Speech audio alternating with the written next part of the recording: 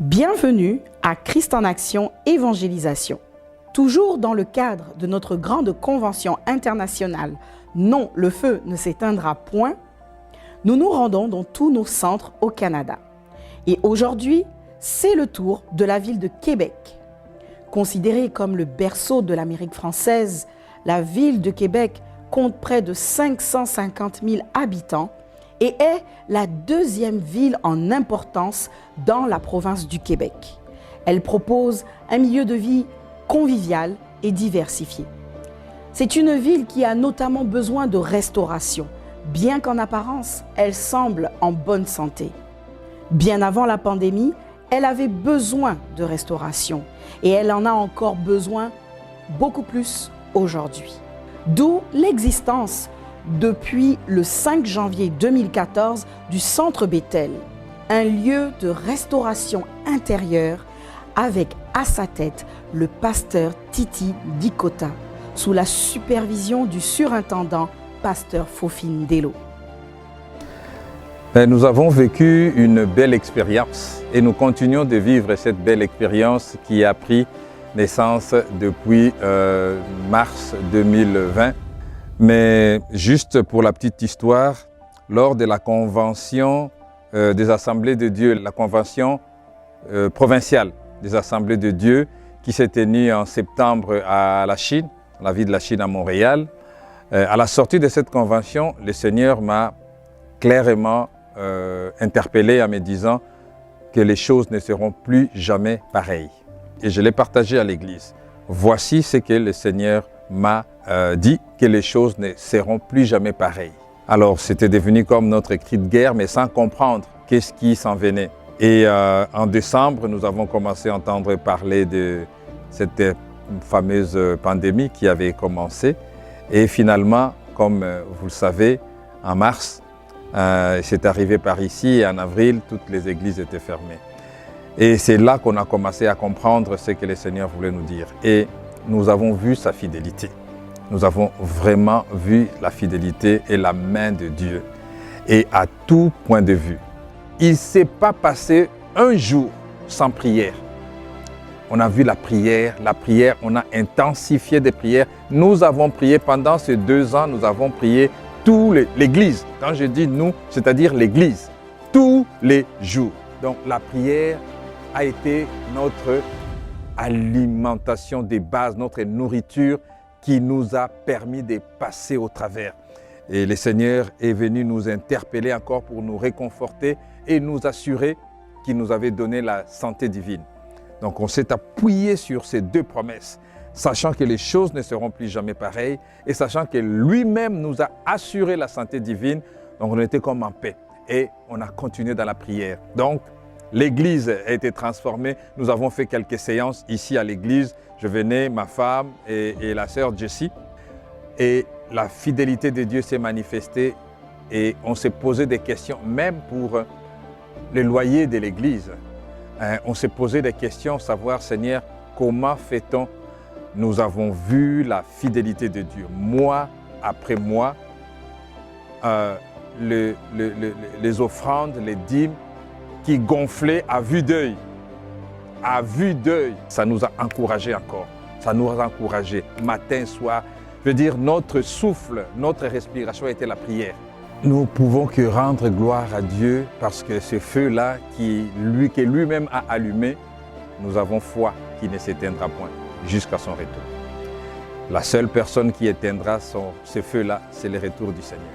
Donc, nous sommes vraiment dans la joie cette année en particulier de pouvoir participer de manière exceptionnelle à cette convention qui est là pour nous rappeler que nous sommes au service d'un maître. Nous sommes au service du maître, nous sommes au service de celui qui nous a dit d'aller et de faire des nations des disciples.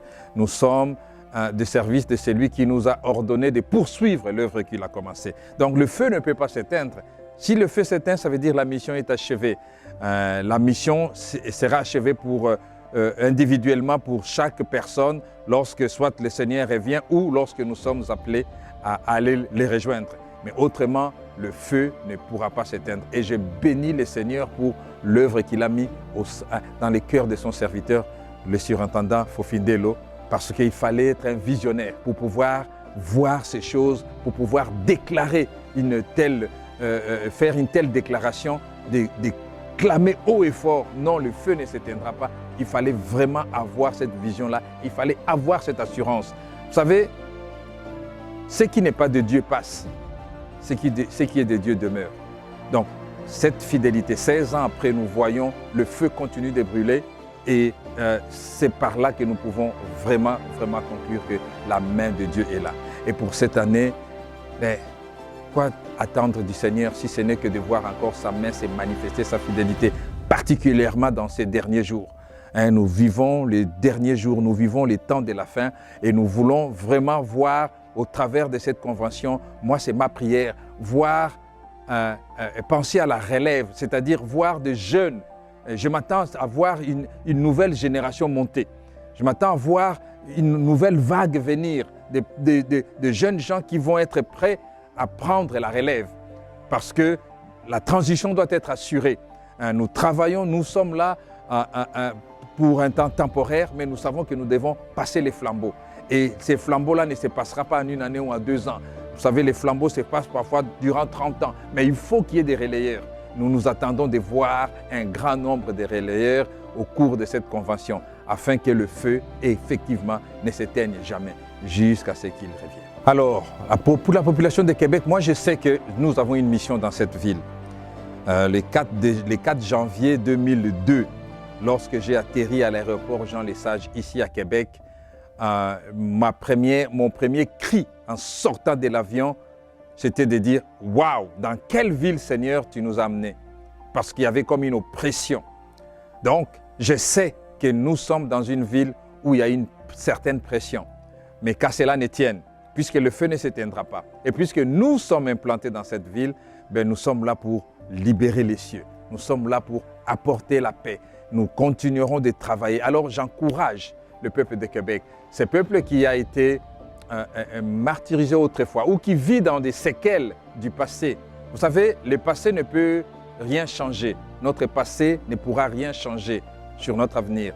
Notre avenir commence dès le jour où nous acceptons le Seigneur parce que c'est lui et lui seul qui est capable de transformer notre avenir. Voilà pourquoi les cris de mon cœur, et c'est ce que nous essayons de travailler dans cette ville de Québec, semaine après semaine, mois après mois, de pouvoir leur apporter la bonne nouvelle. Nous-mêmes d'être ces ambassadeurs qui l'attendent dans cette ville, parce que la ville de Québec doit voir la main de l'Éternel s'accomplir.